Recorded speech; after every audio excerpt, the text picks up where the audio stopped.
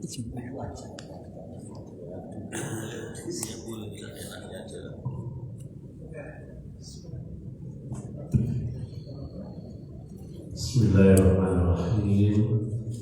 Assalamualaikum warahmatullahi wabarakatuh. Sehat semuanya, bahagia, insyaallah. Alhamdulillah.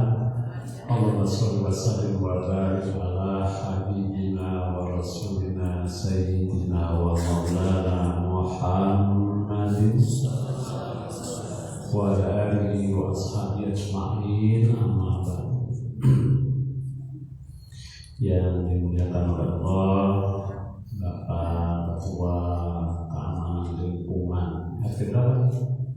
RT 01, Bapak Haji Sultani, yang kesananya kenal ya, pengurus ya, termasuk pengurus ya, DKM Masjid Nurul Amal yang saya hormati. Saya muliakan Ketua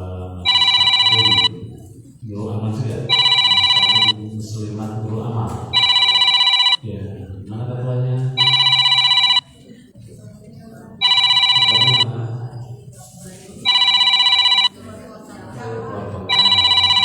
Dan jajarannya serta para asatizah, ibu-ibu hajah yang dimuliakan oleh Allah. Berbahagia sekali siang menjelang sore ini saya hadir ini untuk 2 kali tadi pengajian sekali. Saya pernah silaturahmi Pak Sobari dan pernah sholat maghrib di sini. Masjid yang indah, sejuk, damai. Mudah-mudahan sesejuk hati kita yang hadir pada kesempatan ini. Amin ya rabbal alamin. Kita patut syukuri karena ada juga yang punya kesempatan tapi tidak diberi kemauan sehingga tidak sampai di sini.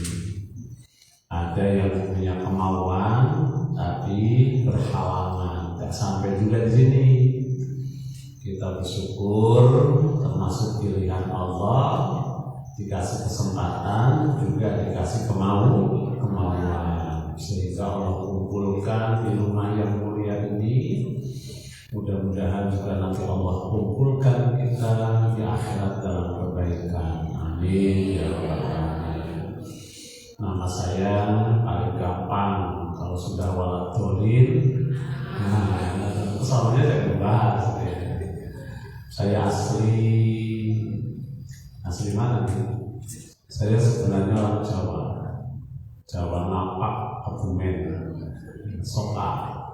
Cuman lahirnya di Pringsewu, lahir di Pringsewu, besar di Natar, di pondok pesantren.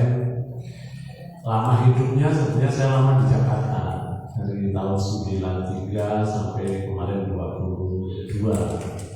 Tinggal di Depok, perbatasan dengan Cibubur, 1 kilo kurang lebih dari Jamburi atau Taman Bunga. Sudah berjalan 3 tahun ini, dapat amanat suruh mengelola pesantren Al-Fatah yang mudah-mudahan tidak lama sesuai dengan amanahnya saja. Nanti biar dilanjut sama Masuk Bari. Ya baik, saya sudah menikah, anak baru 5. Ya Pak. Nah kalau bapak saya itu 10 ada semua. Kan rame kan?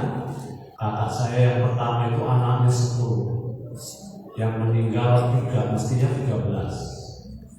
Itu pada waktu melahirkan terakhir mungkin bidannya bahasa Jawanya getok gitu ya, langsung pitok ya bisa lahir lagi. Jadi anaknya 13, yang hidup 10. Alhamdulillah hampir semua sarjana. Kakak saya yang kedua anaknya 7. Kalau saya tadi baru 5 kan ya.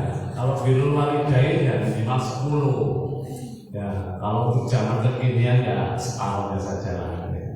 5 saja sudah pegel kalau ada. Baik, tinggal sementara ya di sini anak sudah lulus 2, satu ngajar di Jakarta, satu ngajar di pesantren, yang lain masih sekolah. Singkatnya begitu ya. Ibu kalau kapan-kapan jalan-jalan ke Natal, layover, Canda, ada pesantren Al-Fatah masuk silakan. Sampai sana nanti tanya saja Pak Amin, kan gampang tuh namanya. Ya, kalau masalah tidur, insya halaman rumah saya lapangan. Enggak, insya Allah welcome, silakan saja. Nah, pada kesempatan siang hari ini saya minggu yang lalu kalau tidak salah ditanya sama Pak Saudari ya, ada makalahnya nggak saat ya? Saya tadi pengen sedikit tulisan, tapi kayaknya nggak terkejar karena memang sedang banyak tugas di UIN. Saya kuliah lagi di UIN, juga lagi banyak kegiatan di bulan ini, bulan Solidaritas Palestina, sehingga saya tidak membuat catatan-catatan. Tapi minimal saya tidak ingin pertemuan kita kecuali walaupun hanya sedikit menambah ilmu dan pengetahuan kita. Mengapa? Karena memang ilmu itu sangat penting. Tidak ada aktivitas ibadah tanpa ilmu. Dan syarat ibadah itu diterima juga di samping ikhlas karena Allah, juga harus didasari dengan ilmu. Makanya ayat yang pertama kali turun juga bicara tentang ilmu, bukan bicara tentang akidah, bukan bicara tentang sholat, tapi bicara tentang ilmu. Nah, karena memang membangun peradaban ya harus dengan ilmu. Sehingga Rasulullah menyebutkan talabul ilmi faridatun ala kulli muslimin dan muslimin wa musliman. Mencari ilmu itu faridah. Apa itu faridah? Faridah apa faridah? Fardu itu wajib. Tapi menggunakan kata faridah bukan faridah. Sangat wajib. Jadi namanya isim takdil kalau dalam bahasa kaidah bahasa Arab. Isim takdil faridah sangat wajib. Kenapa dikatakan sangat wajib? Ya tadi tidak ada aktivitas ibadah kecuali syaratnya diterima oleh Allah, ikhlas dan dasarnya ilmu. Ada loh yang ikhlas, ada loh yang tahu ilmunya, tapi teledor, nggak sah. Seperti sahabat sholat, begitu dilihat oleh Rasul sholatnya sudah benar, ya kan? Wudunya sudah. Cuman ada yang nggak basah di bawah mata kaki. Apa kata Rasul? Ulangi sholatnya karena wudunya tidak sah. Dia sudah berilmu, ikhlas karena Allah. Hanya karena teledor sedikit, tidak sempurna ilmu. Ya, amalnya saja tidak diterima. Berarti penting gak ilmu? Penting ya. Maka disebutkan dalam Al-Quran ayat yang pertama, surat yang pertama turun terkait dengan ilmu dan mengandung teori ilmu di sana. Apa teori ilmu? Iqra, baca. Kalau sudah iqra membaca belum tentu paham. Iqra bismi rabbikal ladzi khalaq, khalaqal insana min 'alaq. Diulang iqra. Jadi teori membaca itu ternyata nggak bisa sekali. Ini dikasih catatan nih ya, apa isinya? Kalau baca sekali belum benar. Teorinya kan begitu. Baru kemudian iqra yang kedua kali itu akan lebih jelas.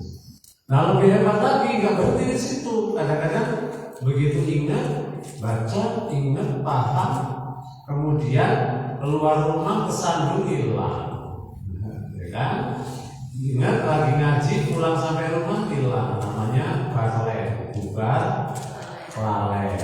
Makanya disitu lanjut iqra rabbukal akram alladzi 'allama bil qalam. Tulis, pointernya ditulis. Sudah pakai buku, sekarang sudah ada notnya di HP. Ya kan, pointernya apa? Pointernya apa? Ini sebagai prolog saja. Saya berapa menit? Hah? Loh, sebelum asar ya. Kalau seperempat jam boleh? Boleh, kan? Nah, pastikan dulu seperempat jam boleh. Yang penting kan nggak sampai balen bubar. Nah, urgensi ibu-ibu pengajian itu sangat luar biasa, sangat penting. Kenapa? Ya, karena kita ini kan setelah berkeluarga pasti konsentrasinya adalah anak-anak kita. Ya toh? Konsentrasinya kan anak-anak kita. Bapaknya mau kerja buat apa? Buat anak, ya kan? Istrinya bantu apapun yang dilakukan suaminya, doanya buat anak. Jadi konsentrasinya adalah kita kepada anak. Nah, makanya pentingnya taklim dalam rangka untuk menguatkan posisi ibu, membantu suami mengarahkan anak menjadi sukses setelah kita. Nah, sukses itu kan hanya ada dua dalam Islam. Allah akan mengangkat derajat itu dua cara, iman dan ilmu. Cuma dua itu. Jadi kalau kita ingin punya anak ke depan, iya,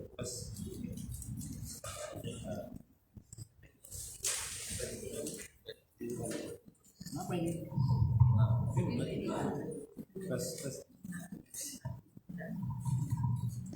C.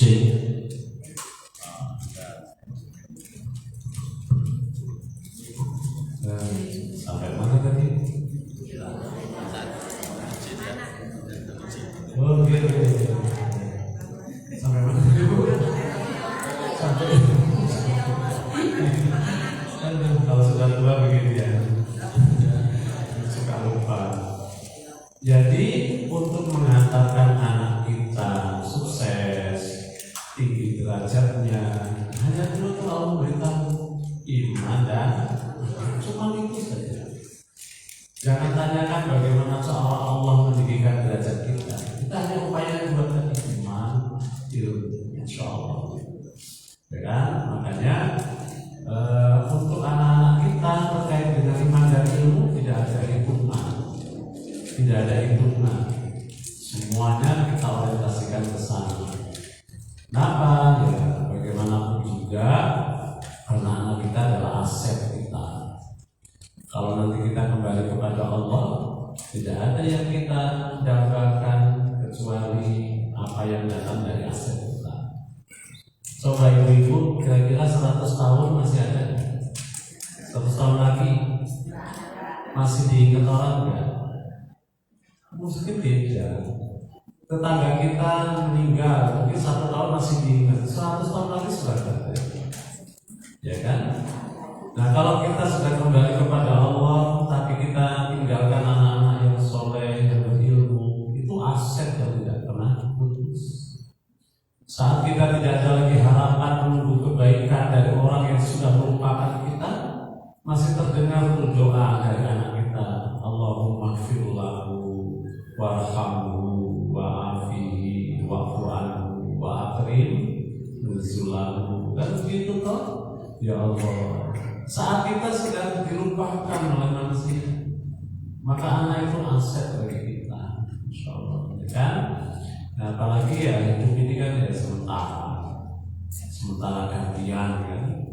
Ya baik, itu yang kedua urgensinya. Yang ketiga, peran wanita di zaman Nabi itu sangat luar biasa. Bagaimana peran Khadijah dalam awal perjuangan Nabi, bagaimana peran Aisyah setelah hijrah ke kota Madinah dan sampai sekarang. Nah, kalau ibu-ibu ini seumpama ada problem bagaimana saya sholat dalam kondisi saya ragu antara suci atau belum suci setelah haid. Coba bayangkan kalau enggak Siti Maimunah istri Nabi cerita, Ummu Salamah istri Nabi cerita, ya kan, Aisyah istri Nabi cerita. Kita tahu dari mana itu ilmunya, ya kan? 14 abad yang lalu mereka menghafal, menulis, meninggalkan. Masih kita baca, jadi merekam semua pesan Nabi yang terkait dengan wanita, dengan keluarga. Itulah yang bisa kita baca. Bukhari, Muslim, Nasai, mereka mengumpulkan catatan-catatan itu sehingga ya kan, kita bisa menjadi muslimah, mengikuti teladan para ummul mukminin. Ya, baik. Sudah berapa menit tuh? Seperempat jam. Cepat toh, ngaji itu cepat. Biasanya ngantuk. Ibu-ibu sudah jadi muslimah solehah.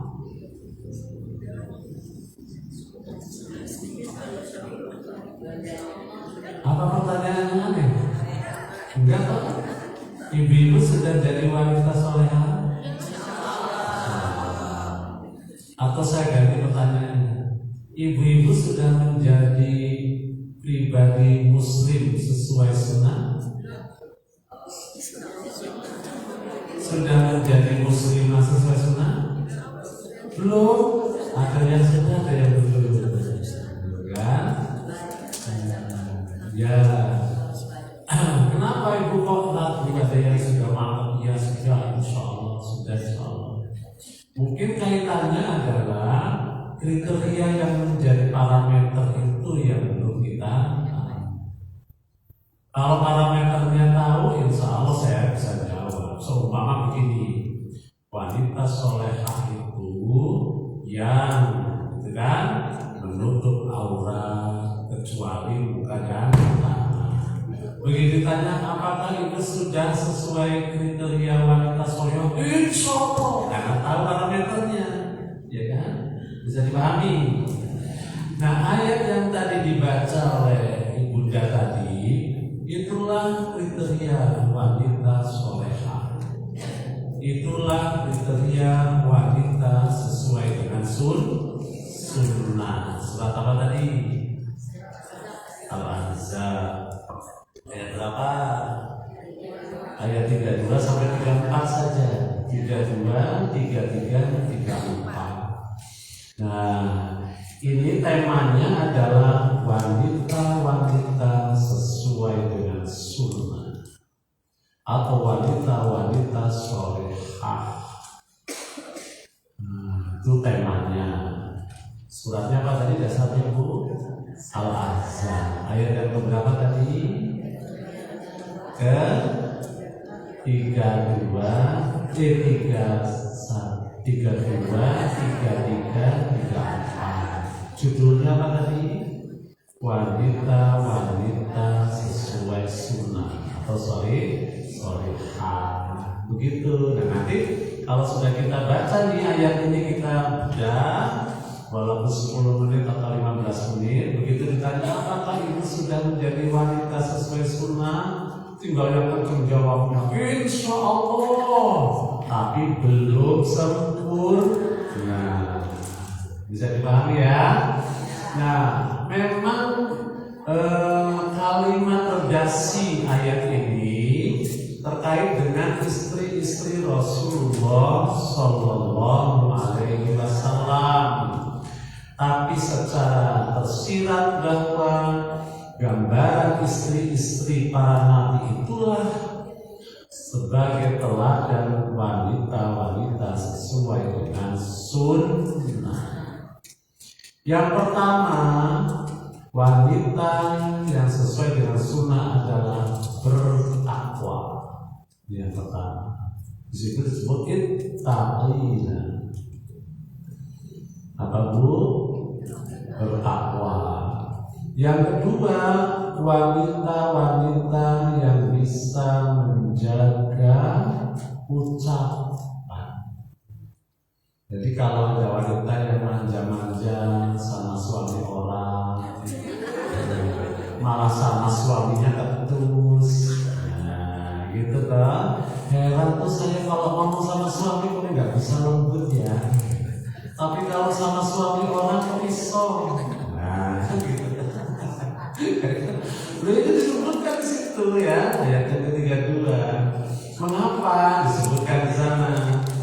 Karena khawatir dengan kita berkata yang lembut-lembut kepada laki-laki lain yang tidak murid akan timbul penyakit di hatinya, menggoda kita, merayu kita. Kan banyak kan cilok, cinta lokasi, atau mungkin tumbuh kembali CLBK, ya kan?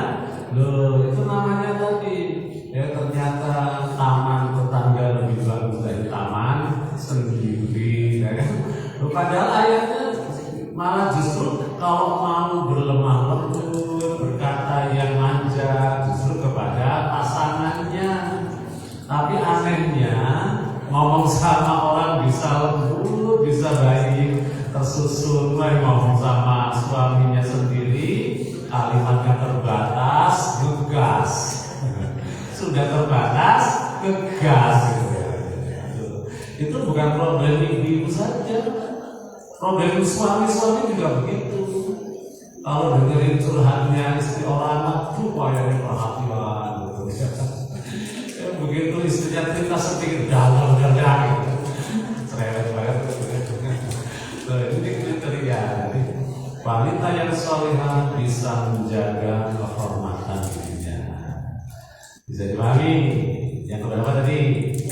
Dua aja sudah 10 menit tuh kan. Yang ketiga, ayat yang berikutnya tuh, ayat yang ke-33. Apa sih itu bunyinya? Waqarna fi buyutikunna. Jadi wanita-wanita soleha sesuai sunnah itu gak senang keluyuran. Waqarna fi buyutikunna, tapi tidak berarti gak boleh keluar. Nah, gimana? Iya, gak boleh keluyuran yang gak jelas. Kalau keluar boleh. Makanya waqarna fi buyutikunna itu ini terjadi. Ya kan? Masa nggak boleh keluar, apalagi ada keperluan. Masa nggak boleh belanja, apa dan seterusnya. Makanya ada aturan. Kalau pergi yang kira-kira nggak normal, kalau yang normal itu keliling RT, belanja itu kan normal kan? Yang nggak normal itu kalau pergi ke Palembang harus izin kepada suami. Kalau taklim itu gimana? Taklim nggak perlu izin, asal tahu sekali taklim gitu. Asal jadwalnya tahu nggak izin. Yang sifatnya rutinitas. Tapi kriteria jelas sekali. Waqarna fi buyutikunna. Sejatinya wanita yang sesuai sunnah itu nggak senang dia keluar dari rumah. Kalau memang tidak ada keperluan, kan begitu judulnya. Nah, supaya nggak menjadi wanita-wanita yang keluyuran nggak jelas. Mau protes nanti ya, ini kan ayat, ya kan bacain ayat toh. Iya kan. Kalau saya nggak setuju Ustaz, setujunya sama Allah, makanya tahu saya baca. Jadi orang yang memang tadi artinya sebenarnya bukan masalah keluar dan tidak keluarnya. Dia bisa mempertimbangkan mana yang baik, mana yang maslahat ketika dia keluar. Yang keberapa tadi? Yang ketiga, kan? Karena suruh ceramahnya suruh duduk, saya senang ngobrol. Berdiri baru kayak ceramah gitu ya. Nah yang ketiga, wala tabarrujna tabarrujal jahiliyatil ula. Yang keempat, tidak bersolek, berdandan, berlebihan.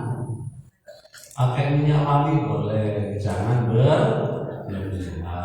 Naik motor sudah 1 kilo, baunya masih wanginya kecil. Namanya berlebihan, semuanya semprotin.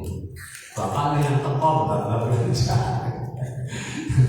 Kabar sudah berlebihan, masalah, ya kan? Ya bikin alis kayak setang motor.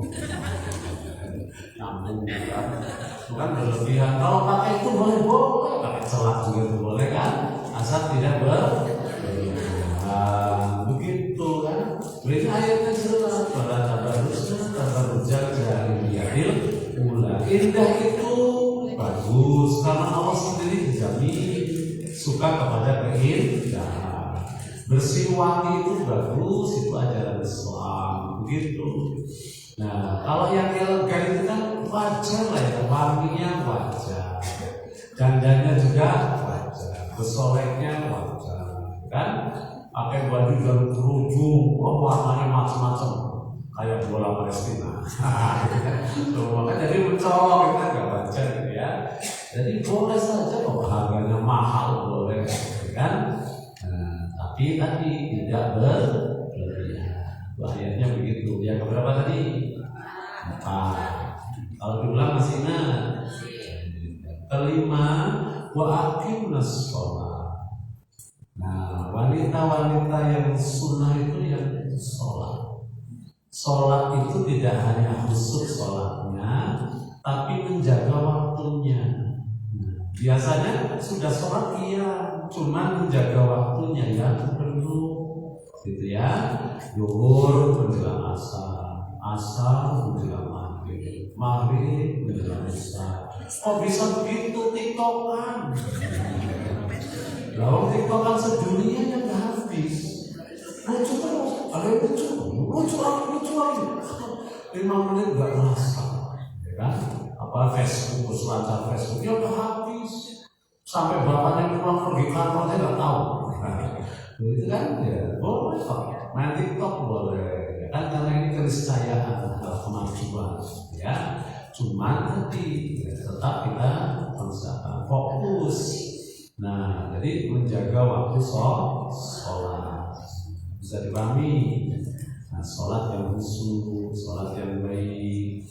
Bapaknya berangkat kerja, ibunya di rumah, atau sholat duha, doakan, kan tergantung. Rizki suami itu biasanya rizki anak dan keluarga lewat suami itu akan dimudahkan oleh Allah dengan doa istri yang solehah. Begitu. Kalau ibu berusaha menjadi wanita yang solehah, nanti suami ibu akan dipantaskan oleh Allah menjadi suami yang soleh. Begitu, jangan dendam. Bapaknya gak perhatian, kita malah dendam. Itu namanya berlomba untuk, karena sudah ada ketetapan dari Allah, at-thayyibatu lit-thayyibi. Dan wanita-wanita yang baik pasti untuk laki-laki yang baik. Al-khabisatu lil-khabisin, wanita yang perangai buruk pasti untuk laki-laki yang buruk. Jadi kalau kita ingin meningkatkan kualitas keluarga, jangan nuntut pasangan kita sendiri yang memaksa diri untuk pantas, untuk layak, untuk baik. Nanti Allah akan pantaskan pasangan kita menjadi pasangan yang baik. Setuju gak nih?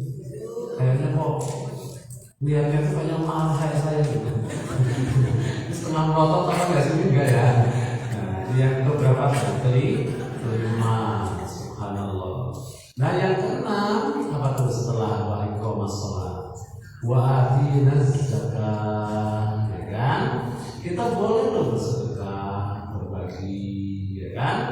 Kalau tidak bisa bersedekah secara finansial, kita bisa bersedekah dengan kebaikan. Banyak berzikir, banyak istighfar, banyak sholawat, gitu ya. Coba sholawat sehari dihitung, ya Allah saya pengen umroh. Gimana supaya terwujud? Saya akan pantaskan diri saya dengan sholawat sehari 100, 500 kali. Begitu. Jadi kita punya harap, punya keinginan yang besar, tapi kita dorong dengan upaya. Atau menjadwalkan one day one juz, 1 hari 1 juz, begitu. Atau apa tadi yang tidak sering baca Quran mungkin istighfar 1000 kali.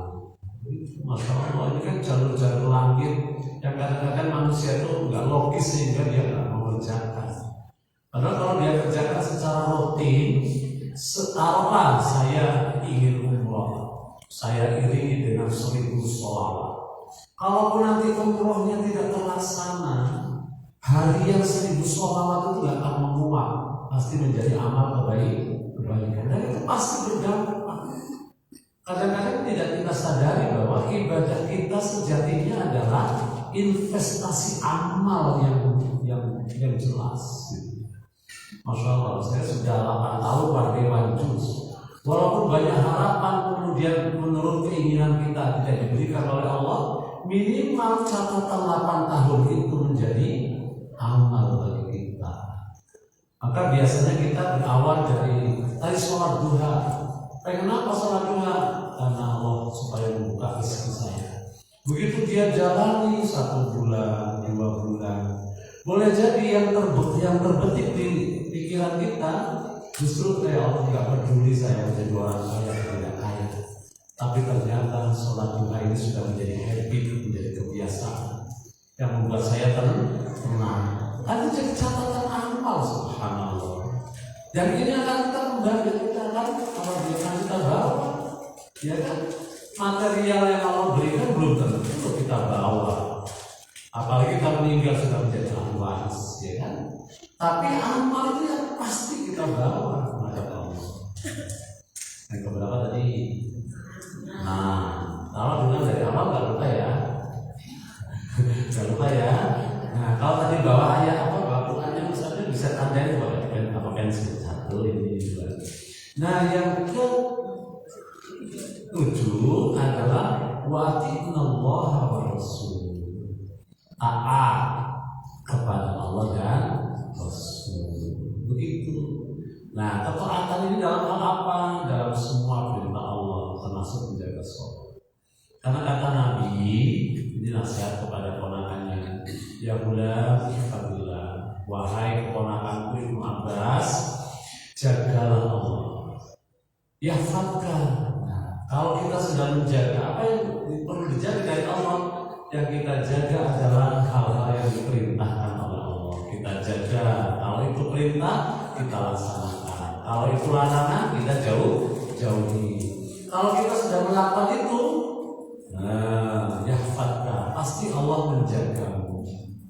Jadi kita pengen dijaga oleh Allah. Sebenarnya jangan menuntut dulu haknya, kewajiban laksanakan, kita jaga, pasti Allah menjaga. Ternyata nggak berhenti di situ. Ihfadillah tajidhu tujahaka, jaga olehmu, maka kamu akan temui dapati Allah di mana saja saat kamu butuh dengan Allah. Wa idza sa'alta, apabila kamu minta setelah kita jaga nih, pasti Allah kabulkan. Wa idza sa'alta fasta'in billah, kalau kamu minta tolong pasti Allah. Oh, ternyata hidup ini Allah yang memberikan kehidupan, yang juga mengalirkan rezeki, juga yang memberikan apa? Memberikan motivasi, memberikan harapan kepada kita. Itu akan selalu memberi kita syaratnya kita laksanakan kewajiban dulu, kan ada hak dan kewajiban laksanakan dulu baru kita haknya. Kalau kita kan umumnya minta hak baru kewajiban, hanya dibalik. Nah, pada pesan Nabi tadi justru yang harus dikedepankan kewajiban kita. Makanya kan ada doanya, Rabbana innana sami'na munadiyan yunadil imani an aminu bi rabbikum fa amanna. Ya Allah, Kau suruh kami untuk beriman, saya sudah beriman. Kau suruh melaksanakan ini, sudah saya laksanakan. Berilah kami, Rabbana atina ma wa'atana. Kan begitu kan? Berilah kepada kami ya Allah apa yang Kau janjikan. Innaka la tukhliful mi'ad. Karena saya yakin Kaulah satu-satunya zat Tuhan yang tidak pernah menyalahi janji. Jadi diajarkan itu bukan tuntutan. Nanti saya kalau kaya, insya Allah saya sedekah. Begitu kaya lupa. Insya Allah nanti lagi sakit nih, kalau nanti saya sehat, insya Allah sekarang taklim. Nah begitu kan. Nah, lagi apalagi ini matanya sudah mulai buru-buru mati. Kalau mata saya terang, saya akan baca Quran. Begitu tuh biasa. Tapi normal itu manusiawi. Tapi yang Allah cintai bukan yang standar. Kita justru melakukan kewajiban itu baru berbentuk hak. Begitu kita dapat duit senang, akhirnya mas standar. Begitu kita sehat, yang kita minta dikabulkan, kita sholat masjid standar. Kalau kita kemudian tahajud malam saat kita senang, ya itu standar. Justru yang tidak standar, belum Allah beri apa-apa, kita sudah melakukan itu karena Allah. Itu yang tidak standar. Itu yang istimewa.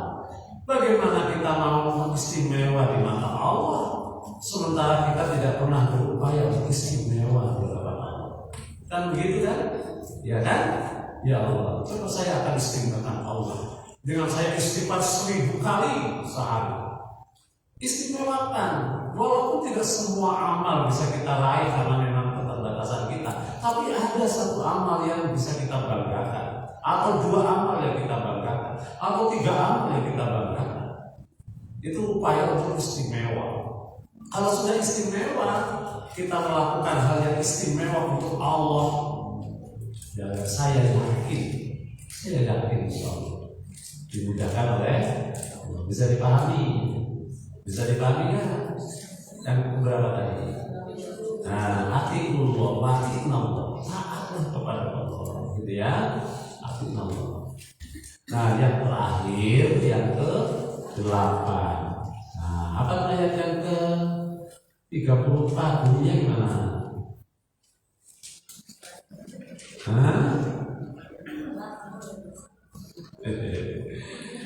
Belum dibuka apa tuh? Wadkurna ma yusla fi buyutikunna, dan seterusnya. Artinya baca Quran itu menjadi harian ibadah utama. Ini ibadah yang lantabur, tidak akan pernah merugi itu baca Quran. Masya Allah. Tadi saya dari sejarah pulang dari taklim ke sini. Waktu berangkat taklim itu lampu tengah itu selesai tuh Kahfi, Yasin, Luqman, itu selesai. Begitu ke sini Ar-Rahman, Al-Waqi'ah, Tabarok. Itu kalau semuanya kita satu hari 1 juz, kata Imam Syafi'i itu 1 juta huruf. Jadi 30 juz itu menurut hitungan Imam Syafi'i sekitar 28 juta huruf. Jadi kalau 1 juz itu hampir 1 juta. Coba bayangkan kita, ya Allah, saya sudah investasi 1 juta huruf kita baca hari ini. Masya Allah, kan luar biasa, ya kan? Nah, inilah yang mesti kita bangun. Baru kalau 8 itu kan sudah ketahuan tadi. Pertama takwa, kedua menjaga ucapan, ketiga banyak diam di rumah, keempat berdandan yang wajar, yang kelima sholat jaga, yang keenam zakat, yang ke-7 taat pada Allah dan Rasul, yang ke-8 baca Quran. Apakah ibu sudah menjadi wanita yang solehah? Insyaallah. Karena ada parameternya toh. Tahu parameternya. Insyaallah itu bisa 20%. Kembalinya kepada kita masing-masing. Sholat saya insyaallah di hati, tapi saya masih sering, kan gitu kan? Nah, tapi sudah tahu kriterianya, begitu ya. Jadi jangan sampai, maksud saya dengan kajian ini, jangan sampai kita hanya mengukur diri sendiri saja, nggak tahu parameternya. Padahal Allah sudah ngasih tahu. Dikatakan wanita sesuai dengan sunnah kalau 8 kriteria tadi sudah kita pahami dan coba kita terapkan sesuai dengan kemampuan. Bisa dipahami? Bisa dipahami? Enggak banyak-banyak toh. Apa judulnya hari ini? Menjadi wanita yang solehah. Dasarnya surat apa tadi? Al-An'am ayat berapa? Ayat 32, 33, 34. Ada berapa kriterianya di situ? Ada 8. Kalau suruh nunjukin ayatnya tahu? Enggak, maksudnya suruh nunjukin di musafah di ayat ke-32, 33, 34, 35. Suruh nunjukin tahu? Tahu nggak? Ayatnya sudah ketemu? Ayatnya sudah ketemu? Sudah ketemu belum ayatnya? Ini lembarannya apa isinya? Ya, bagus. Coba kriteria pertama di kalimat apa di situ? Kriteria pertama di kalimat apa? Ayo.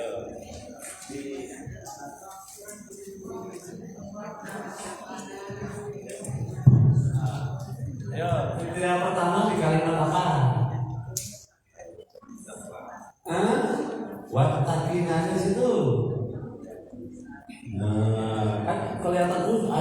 cuma 3 kalimat ini toh yang kriteria pertama. Ini takoina. Ada di situ. Ini takoina. Itu kriteria yang pertama. Jadi ngomong dasarnya 32, 33, 34 ada 8 sifat. Tahu loh kalimatnya ini. Yang kedua apa? Wala tahdhuna bil qaul. Itu kalimatnya. Kriteria yang kedua. Kalimat yang ketiganya apa? Yang keduanya wala tabar. Ada di situ. Tabar 34, 33 di awal. Salah. Wa qarna fi buyutikunna. Itu yang ketiga. Itu digambarin terjemahnya. Yang keempat apa dasarnya? Wala tabarrujna tabarrujal jahiliyah. Ketemu? Mana? Mana Bu? Mana? Yang keempat mana? Apa bunyinya Bu? Tabarruj. Nah, bagus. Yang kelima, apa yang kelima? Sholat. Apa kalimat dari situ Bu? Wakil. Hakimu apa hakimna? Wakilna sholat. Ya. Yang keenam apa? Waktu apa wakilna? Jadi ini namanya gatomisasi, digato-gato dari paham gitu. Mana sih kita nyampaikan tadi nggak kelihatan. Terus yang ketujuh apa di situ? Wa ati'nallaha wa rasul. Yang kedelapan. Ayat yang terakhir 334. Wa qurna yusla. Seterusnya kalimatnya membaca Al-Qur'an. Wallahu a'lam bishawab. Daripada banyak balen, mending sedikit tapi nempel. Surat apa tadi? Al-Asr. Surat yang keberapa? 32. Ya, judulnya apa tadi? Menjadi wanita yang soleh. Ayatnya yang keberapa? 32, 33, 34. Ada berapa kriterianya? Ada 8. Apa itu sudah jadi wanita yang soleha? Insya Allah. Minimal berbayar. Silakan yang mau tanya.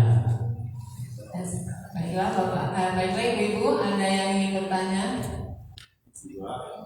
Ada Pak Ustaz.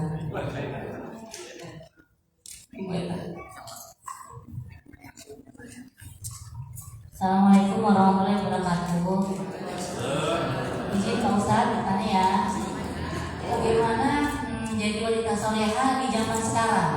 Sedangkan ada banyak media sosial, TikTok, Instagram, dan pelakor-pelakor selalu lebih cantik daripada istri sah. Gitu. Jadi gimana tuh mempertahankan wanita soleha di zaman yang sekarang? Semua serba media sosial. Terima kasih Pak Ustaz.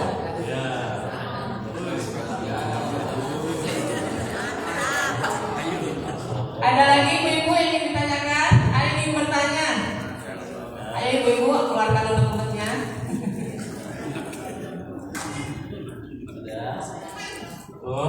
Ya, satu dulu ya. Ya, memang cantik itu biasanya yang pertama kali dilihat fisik itu memang dia, ya kan? Nyatanya laki-laki suka menggodai wanita yang cantik, tapi nggak menggodai yang enggak cantik. Itu kan namanya manusia gitu, ya kan Bu? Nah, tapi kemudian cantik atau ganteng itu nggak jaminan, kecuali dia harus menjadikan cantik jiwanya, ya kan? Cantik peranainya, cantik akhlaknya. Dan tidak sedikit laki-laki atau pasangan wanita itu yang sangat loyal, sangat setia, bukan karena kecantikan dan kegantengan fisik, ya kan? Begitu. Artinya kalau ngomong cantik nggak perlu, itu berarti kita nggak jujur. Jujur kan? Nah, cuman kalau kemudian yang membuat orang setia hanya karena fisik cantiknya saja, itu nggak jaminan. Karena ada faktor-faktor lain yang membuat orang itu sayang kepada pasangannya, cinta kepada pasangannya, karena ada faktor kecantikan selain fisik. Gitu ya dia. Nah, kalaupun kemudian banyak pelapor, gak usah khawatir. Ya kan? Namanya pelapor dari dulu sudah begitu. Nah, kasus anaknya Nabi Adam kan itu karena apa?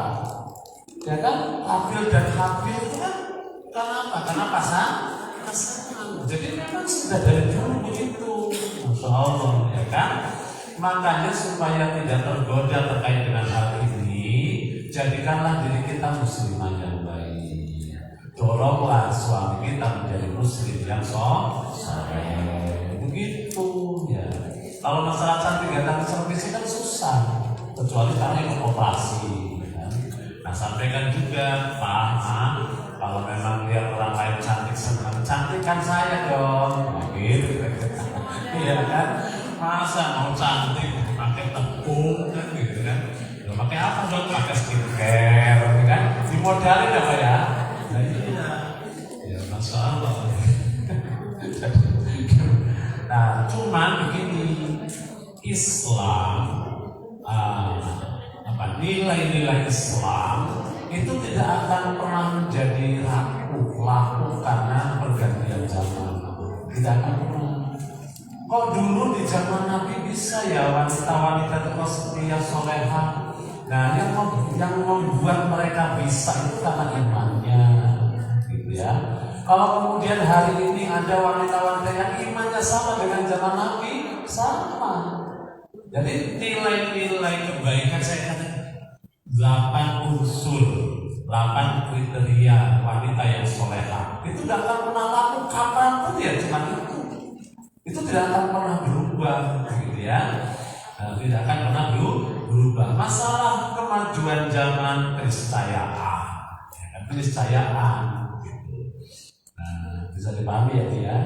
Ibu bisa. Ibu lagi gak mana kan? Tidak toh? Ya. Jadi niatkan saja ya Allah, cantikkan fisik saya, cantikkan akhlak saya, cantikkan perilaku saya. Bukan apa-apa ya Allah kan gitu kan? Gimana? Tadi sudah cukup belum jawabannya? Saya tahu pertemanan saya tidak soleha Pak Ustaz. Bagaimana menyikapinya? Saya tahu pertemanan saya itu tidak soleha gitu. Apakah saya harus sengaja atau bagaimana sikap saya menyikapinya Pak Ustaz? Iya baik. Kan ada doa yang diajarkan. Ini pertama teorinya. Teori minyak wangi dan teori pandai besi. Ya kan gitu kan. Kalau pengen wangi, bersahabatlah dengan penjual minyak wangi. Kalau pengen nggak niat kotor tapi kotor, bergaullah dengan pandai besi. Itu kan teorinya. Nah, terus ulama menyampaikan, berdoalah kepada Allah, ya Allah, persahabatkan saya dengan orang-orang yang baik. Nah, itu juga upaya. Jadi persahabatkan saya dengan orang-orang yang baik. Sehingga ketika kita ketemu dengan orang baik, sinyalnya nyambung. Sinyalnya nyambung, maksudnya hatinya nyaman. Nah, kalau kita tadi temannya nggak baik ya nggak nyambung. Jadi Allah sudah kumpulkan arwah-arwah itu sesuai dengan sinyalnya masing-masing. Maka ikhtiarnya carilah teman-teman yang baik. Kemudian doanya, ya Allah pertemukan saya dengan orang-orang yang baik. Gitu ya Bu ya. Apakah kemudian saya harus menghindari pertemanan yang sudah berjalan? Ya tinggal doa lagi. Ya Allah, mudah-mudahan hadirnya saya di komunitas mereka berdampak positif. Begitu. Nah, terus niatkan tadi nasihat, ya kan? Terus sampaikan tuh ya. Mau apa lagi sih, kita kan tambah lama, tambah lama, tambah tua. Ada yang tambah lama, tambah muda. Kalau udah segini kan bukan awet muda, tuh awet tua. Kalau muda lagi nggak mungkin. Saya kalau dimakan keras-keras mikirnya gimana bisa 20 tahun yang lalu gitu. Tapi ternyata nggak bisa, itulah kenyataan, ya kan? Artinya bergaul silakan. Kalau memang kita tidak bisa mewarnai, bahkan bisa diwarnai, kita berdoa, ya Allah persahabatkan saya dengan orang yang baik. Tapi kalau kita yakin ini justru tantangan bagi saya, bagaimana bisa merubah orang lain menjadi lebih baik. Jadi kita berpikirnya positif. Terus yang kedua, setiap ucapan yang kita lakukan untuk kebaikan, hadis Nabi menyebutkan mandana ala khairin falahu mislu ajri fa'il. Siapa yang menunjukkan satu kebaikan dan orang lain mengikutinya, maka ketika dia mengerjakan pahala dia sama dengan kita yang kita tidak mengerjakannya. Masya Allah. Semuanya itu pengalaman. Ya Allah, saya tahajud malam sudah 3 bulan ini nggak pernah absen. Hindari, ceritakan. Maksudnya bukan mau sombong. Ternyata sholat malam itu betul kata Allah mengangkat derajat seseorang. Kan saya kan namanya saya sampaikan. Begitu. Ada lagi, saya sudah 2 bulan ini alhamdulillah sholat nggak pernah ketinggalan komat. Jadi ketika azan di masjid kita sholat di rumah, karena wanita itu kan di rumah juga lebih baik di rumah. Artinya ketika memandang komat saya selalu sholat di rumah. Artinya kan awal waktu saya sudah 3 bulan ini nggak pernah absen. Setiap komat di masjid saya sholat di rumah. Begitu. Nah ini namanya kan mengabsen diri. Boleh nggak begitu? Boleh nggak? Boleh. Allah itu maha mengabsen. Tuh baca surat Yasin paling belakang. Inna nahnu nuhil mauta wa naktubu ma qaddamu. Terus, nah dan seterusnya. Jadi diaksen tulis ya. Kamu nggak? Ya saya kadang-kadang udah sorry kalau nyambung jawabannya. Ya silakan yang lain. Ada lagi Ibu? Ya. Jangan curhat ya.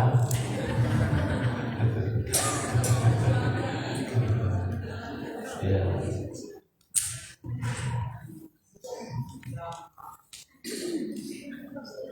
Assalamualaikum warahmatullahi wabarakatuh. Izin bertanya Ustaz, masalah sholat. Kalau kita kesiangan 5:30 itu masih bisa qobliyah subuh nggak Ustaz? Ya baik, pertanyaannya. Masih pertanyaan itu aja Ustaz. Cuma satu. Ya, yang nggak boleh itu kesiangan terus-menerus. Saya kesiangan berapa kali setiap hari itu namanya kesiangan. Itu namanya terus-menerus, ya kan? Nah, kalau sudah kesiangan, itu aja sholatnya kan standar. Artinya yang menjadi hutang bagi kita adalah yang wajib. Jadi ketika kita bangun, ya Allah saya kok di kesiangan sholat. Jangankan kesiangan, kemarin zuhur saya lupa sholat, masih ingat sholat. Nah, jangan kemudian ditanya lagi, jadi kok punya juga? Ya orang standar saja sudah. Perintahnya standar ya kan. Nah, bisa paham ya. Nah, qobliyah ba'diyah itu kan mengikuti waktunya, kan? Nah, sementara kalau sudah lewat waktu karena keteledoran kita, kewajiban kita adalah mengqadha yang lupa, gitu. Jadi tidak diharuskan untuk sunnah, yang wajib saja laksanakan, gitu. Tapi catatannya tadi jangan sampai kesiangan tiap Nur Rasul juga pernah kesiangan ketika perang Tabuk itu, ya kan? Begitu bangun saking lelahnya, matahari sudah muncul, sholat. Nah, jadi Rasul dan para sahabat sudah pernah mengalami itu. Nah, makanya tadi itu yang menjadikan itu, ya kan? Bagaimana kalau saya kesiangan, laksanakan saja yang menjadi kewajiban. Jelas Bu? Ya, yang lain. Ada lagi? Assalamualaikum warahmatullahi wabarakatuh. Waalaikumsalam. Ustaz mau bertanya, kalau sholat fajar itu sebelum azan dan qobliyah sebelum subuh, itu misalnya sholat fajarnya itu niatnya qobliyah sama nggak? Baik. Terima kasih. Ya, ada lagi. Ya saya jawab dulu ya Bu ya. Debatable. Jadi para ulama memahami 2 rakaat fajar dengan pahalanya seperti dunia dan seisinya itu debatable. Ada yang mengkategorikan maksudnya adalah iya. Ada yang memahami sebelum azan. Kalau saya lakukan dua-duanya. Kalau saya ya, kalau memang ada waktu setelah tahajud, niatkan saja sholat fajar. Karena memang para ulama berbeda pendapat. Kalau kita yakini yang dimaksud adalah qobliyah subuh, ya sudah sesuai dengan ketetapan setelah azan sebelum dilaksanakan sholat berjamaah kita laksanakan qobliyah subuh garis miring fajar. Gitu ya, daripada nanti ribut akhirnya gak pada sholat. Dan ada yang namanya sholat tidak terbatas, ya kan, namanya sholat mutlak. Kalau para ulama itu 11 rakaat standar, 21 rakaat, 23 rakaat standar. Kalau para ulama ada yang 100 rakaat, 100 kan begitu kan? Nah, jadi karena ini debatable. Kalau masih ada waktu, tinggal ibu yakin mana. Ibu yakinnya mana yang qobliyah apa fajar sendiri?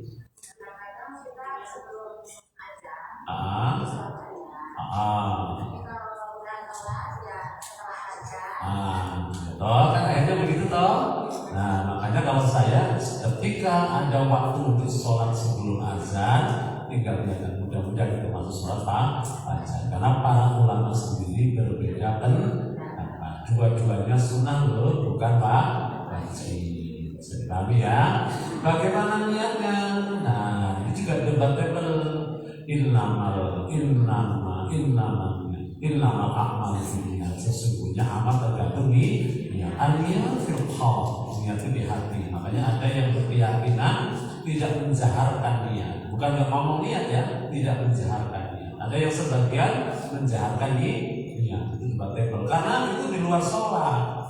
Nah, rukun sholat itu kan diawali dari, ini juga debatable. Ada yang niat termasuk rukun sholat, ada yang takbiratul jadi awal rukun sholat, gitu. Jadi niatnya Bu, silakan mau dijalankan, juga silakan mau tidak dijalankan. Dua-duanya tidak menjamin kekhusyuan sholat. Walaupun bacanya keras, niat apa itu sholat atau bukri, ya kan? Keras tuh, apakah setelah takbir kemudian ingat Allah? Belum tentu.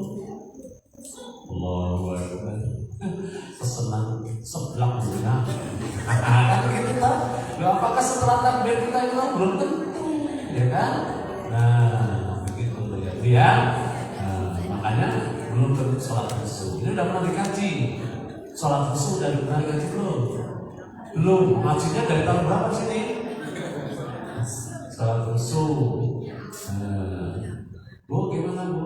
Jawabannya sudah bisa dipahami? Benar, betul.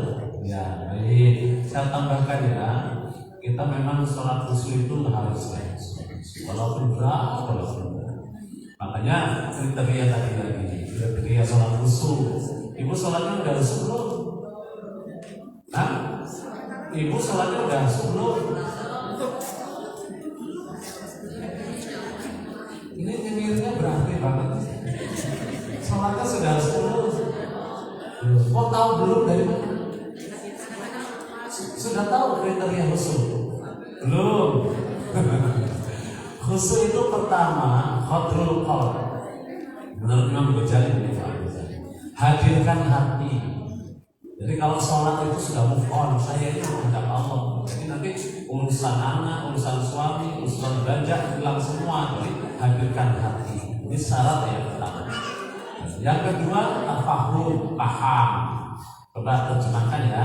At-tahiyatullah wassalawatu wa tayyibat. Artinya apa? Artinya apa? Oh, berarti ibu-ibu sini bukan nggak mau jawab tawadu. Udah berapa kali pertanyaan nggak jawab-jawab, tawadu sih. Nah, yang kedua syarat sholat khusyuk memahami makna yang kita baca. Makanya tadi saya coba at-tahiyatullah. Kenapa dari kecil toh? Jangan-jangan belum tahu maknanya, karena sudah hafal aja.